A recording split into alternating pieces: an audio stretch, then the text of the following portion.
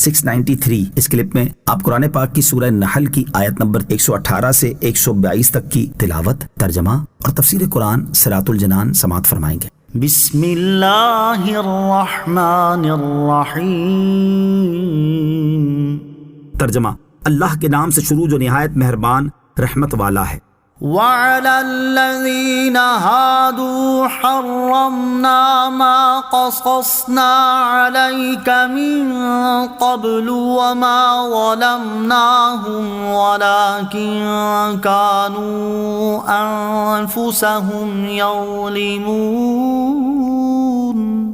ترجمہ، اور ہم نے صرف یہودیوں پر وہ چیزیں حرام کی تھیں جو ہم نے پہلے آپ کے سامنے بیان کی ہیں، اور ہم نے ان پر ظلم نہیں کیا لیکن وہ خود ہی اپنی جانوں پر ظلم کرتے تھے۔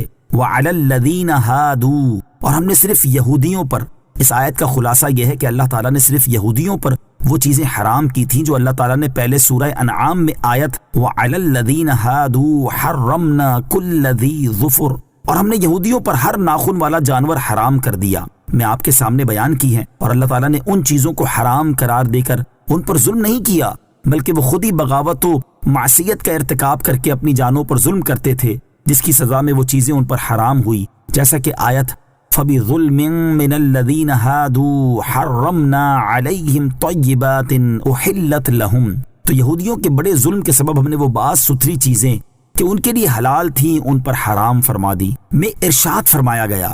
نوٹ، اس آیت کی تفسیر سورہ نساء آیت نمبر 160 اور سورہ انعام آیت نمبر 146 میں گزر چکی ہے۔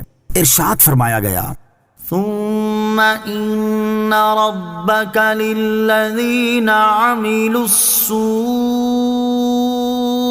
بجهالة ثم تابوا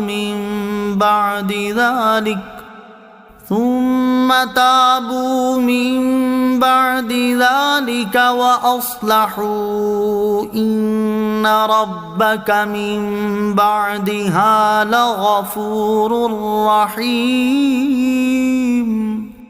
ترجمہ، پھر بے شک تمہارا رب ان لوگوں کے لیے غفور الرحیم ہے جو نادانی سے برائی کر بیٹھے، پھر اس کے بعد توبہ کریں اور اپنی اصلاح کر لیں، بے شک تمہارا رب اس کے بعد ضرور بخشنے والا مہربان ہے۔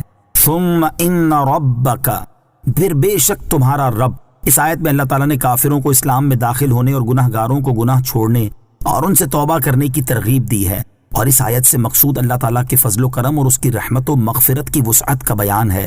چنانچہ اس آیت کا خلاصہ یہ ہے کہ جو لوگ نادانی سے کفر و معصیت کا ارتکاب کر بیٹھیں پھر ان سے توبہ کر لیں اور آئندہ اپنی توبہ پر قائم رہ کر اپنے اعمال درست کر لیں تو اللہ تعالیٰ ان پر رحم فرماتے ہوئے ان کی توبہ قبول فرما لے گا۔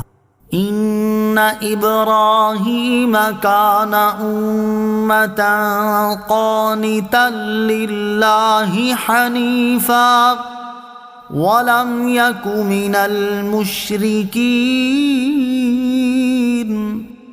شاکرا لانعمہ اجتباہ وہداہ الی صراط مستقیم وآتیناہ فی الدنیا حسنہ وإنہ فی الآخرۃ لمن الصالحین۔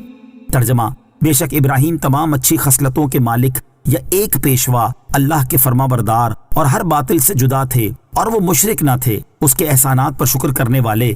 اللہ نے اسے چن لیا اور اسے سیدھے راستے کی طرف ہدایت دی، اور ہم نے اسے دنیا میں بھلائی دی، اور بے شک وہ آخرت میں قرب والے بندوں میں سے ہوگا۔